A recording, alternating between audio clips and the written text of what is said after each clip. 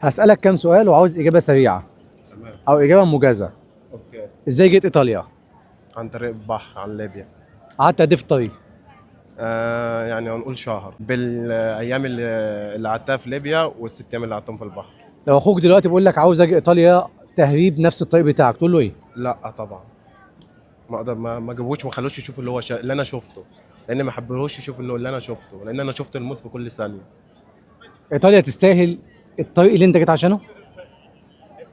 بعض الناس بتقول ولكن انا كشخصيا لا.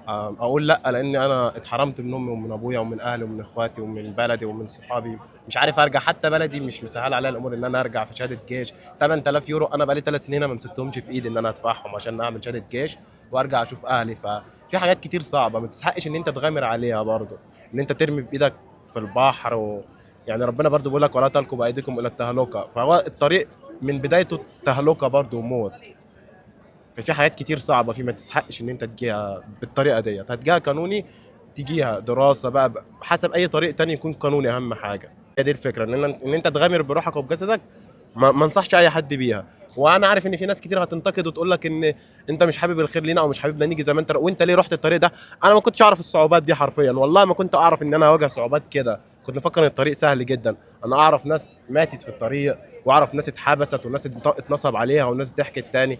فهو الموضوع صعب، ويعني هو حسب ربنا اللي بيسهل لك الامور، اذا كنت هترجع او مش هترجع او هتوصل او مش هتوصل، ربنا كاتبه لك بتشوفه. هو ده الفكره كلها ودي الرساله اللي انا حابب اوصلها لاي حد. لا للهجرة الغير شرعية؟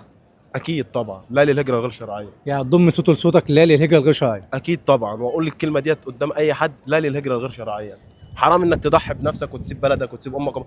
العيشه صعبه دلوقتي في مصر وفي بلاد عربيه كتير، وحاسين بظروفهم طبعا وكل حاجه. وانا اهلي هناك، انا حرفيا انا الواحد اللي هنا بعيد عنهم، واهلي هناك حاسين بده كله وبيمروا بيه.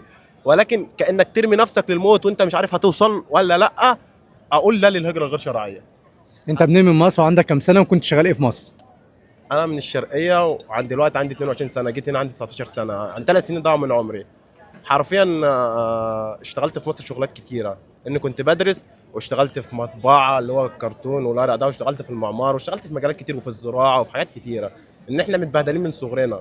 اقول ان انت عايز توصل لحاجه اوصل لها بالطريقه القانونيه، لاني ما انصحش حد بهجره غير شرعيه حرفيا، لاني يعني هتواجه صعوبات كتيره في حياتك بعدين. من ناحيه هنا ان انت هتوصل هنا لو مالكش حد هتترمي في اي حته، وفي نفس الوقت هتواجه صعوبات من الاوراق. في ناس كتير وكله جه بالطريقه ديت ومفيش غيرها، ولكن حاول ان انت توصل لحاجه اسهل واحسن. انا اعرف ناس تانية اللي بيجي بطريق سياحه دراسه بتاع، وفي نفس الوقت برضه بيعمل نفس اللي انت هتعمله، فالموضوع مش مستاهل. وجه رسالة لأهلك قدام الكاميرا. والله وحشتوني كتير كتير، وربنا يعلم ان انا نفسي اقضي معاكم يوم من رمضان او يوم عيد، او نفسي اشوف امي وابويا قبل ما بسمع كلمه منهم وهم بيكلموني بيقولوا لي احنا مش عارفين هنشوفك تاني ولا لا. دي الكلمه دي تكفيني لوحدها ان انا ما بكلمهمش دايما بتواصل بسبب الكلمه دي، ان انا بسمعها ان انا فعلا نفسي اشوف امي وابويا، نفسي اسلم عليهم قبل ما اعرف ان انا ممكن ما ارجعش او هشوفهم تاني ولا لا. شكرا جدا. العفو لحضرتك. ربنا يخليهم لك. الله يسترك. موافق على إذاعة الكلام اللي أنت قلته؟ اكيد طبعا موافق. موافق. انا مش موافق ما كنتش صورته من الاول. شكرا جدا لحضرتك. العفو.